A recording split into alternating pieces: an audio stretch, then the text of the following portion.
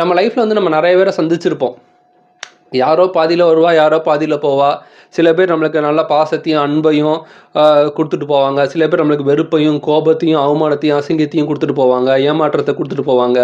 இந்த மாதிரி நிறைய விதவிதமான மனுஷங்கள் வருவாங்க போவாங்க. ஸோ யாருமே நடந்தது கிடையாது. உண்மையாக சொன்னால் ஒரு மனுஷன் பிறந்துலேருந்து சாகிறது வரைக்கும் அவன் மட்டும்தான் தனியாக இருப்பானே தவிர வேறு யாரும் கிடையாது.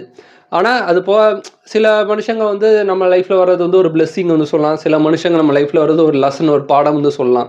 பட் ஆனால் ஒரு சில மனுஷங்க பார்த்திங்கன்னா ஒரு சில பர்டிகுலர் டைம் வந்து நம்ம லைஃப்பில் வருவாங்க. வரும்போது பார்த்திங்கன்னா அவங்க நம்ம லைஃப்பில் ஏதோ ஒரு தாக்கத்தை க்ரியேட் பண்ணிட்டு போயிடுவாங்க. தாக்கம் இந்த சென்ஸ் அவங்க நம்மளுக்கு ஒரு இன்ஸ்பிரேஷனாக தெரிவாங்க, ஒரு ரோல் மாடலாக தெரிவாங்க. இவங்கள மாதிரி நான் இருக்கணும்ப்பா, இவரை மாதிரி நான் இருக்கணும்ப்பா, இவங்கள மாதிரி நம்ம இருக்கணும் அப்படின்ட்டு ஒரு ஒரு ஒரு ஒரு ஐகான் மாதிரி ஆயிடுவாங்க. ஸோ அவங்கள பார்த்து நம்ம வளர ஆரம்பிச்சிருவோம். ஸோ அந்த ஒரு ஒரு பர்டிகுலர் டைம் ஒரு வருஷமோ 2 வருஷமோ அந்த ஒரு பர்டிகுலர் டைம் தான் வருவாங்க. அந்த பர்டிகுலர் டைம்